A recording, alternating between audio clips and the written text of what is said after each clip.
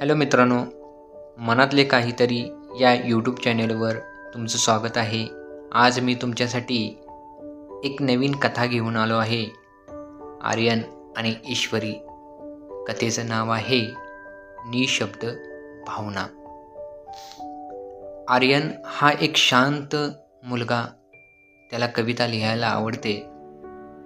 ईश्वरी आनंदी आणि बोलकी मुलगी आहे. तिला संगीताची खूप आवड आहे. पहिली भेट. पावसाचे दिवस होते. कॉलेजच्या लायब्ररीत आर्यन खिडकीपाशी बसून काहीतरी लिहित होता.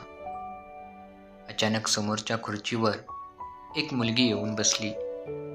तिने ओले झालेले केस झटकले आणि पावसाचे काही थेंब आर्यनच्या डायरीवर पडले.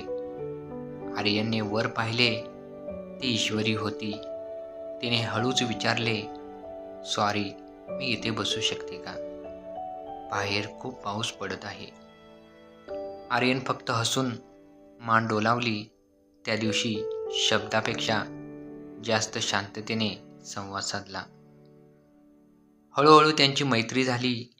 आर्यन त्याच्या कविता फक्त ईश्वरीला ऐकवू लागला आणि ईश्वरी तिच्या आवडीची गाणी त्याला सांगू लागली. एकदा कट्ट्यावर बसलेले असताना ईश्वरी म्हणाली, "आर्यन, तू इतक्या छान कविता लिहितोस. कधी कोणासाठी खास कविता लिहिली आहेस का?"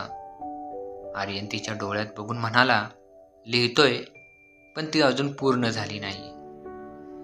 कॉलेज संपत आले होते. निरोपाचा दिवस जवळ येत होता. आर्यनने ठरवले की आज तो ईश्वरीला त्याच्या मनातील भावना सांगणार आणि ती अपूर्ण कविता पूर्ण करून तिला देणार. त्याने एका सुंदर कागदावर आपली कविता लिहिली आणि तिला बागेत भेटायला बोलवले. पण त्या दिवशी ईश्वरी खूप आनंदात आली आणि म्हणाली, "आर्यन, मला सांगायला खूप आनंद होतोय की माझं लग्न ठरले. बाबांनी माझ्यासाठी खूप छान मुलगा शोधलाय." आर्यनच्या हातातला तो कागद तसाच राहिला.